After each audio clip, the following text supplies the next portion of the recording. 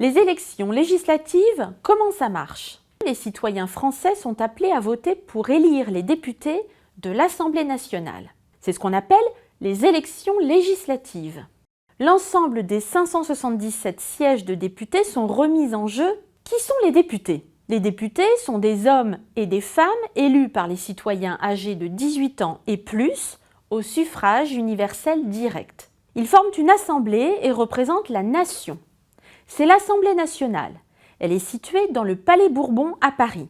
Chaque député a une place réservée dans l'hémicycle, on parle de siège. Les députés sont placés de gauche à droite en fonction de leur couleur politique. Et chaque siège de député comporte un numéro. Comment sont élus les députés?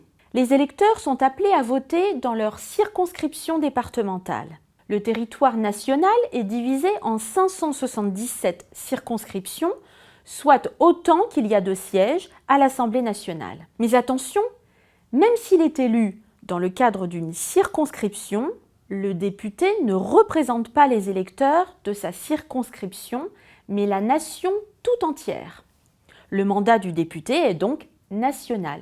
Pour être élu au premier tour, le candidat doit obtenir plus de 50% des voix. S'il ne les obtient pas, un second tour est organisé. Pour participer à ce second tour, les candidats doivent rassembler plus de 12,5% des inscrits sur les listes électorales. Quels sont le rôle et les pouvoirs des députés? Le député a deux principales missions.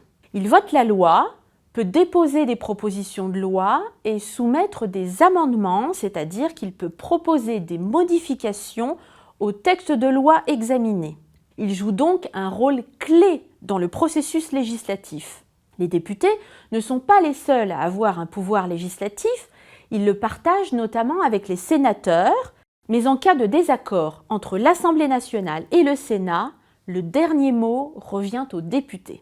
Le député a aussi une mission de contrôle de l'action gouvernementale. Il peut interroger le gouvernement sur les politiques publiques que le gouvernement met en œuvre. Il peut examiner l'action du gouvernement au sein des commissions d'enquête, par exemple. Un député peut aussi sanctionner le gouvernement en signant et votant une motion de censure.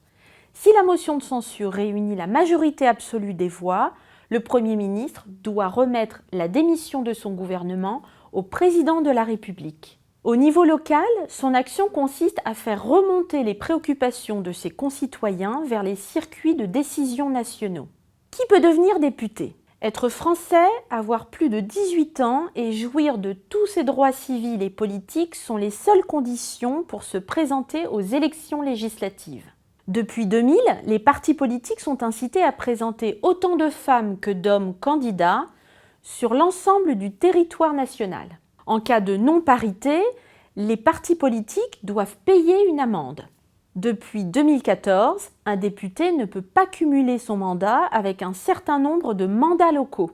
Il ne peut pas être à la fois député et maire, ou encore député et président d'un conseil départemental, régional ou d'une intercommunalité, mais il peut en revanche conserver un mandat de conseiller municipal, départemental ou régional.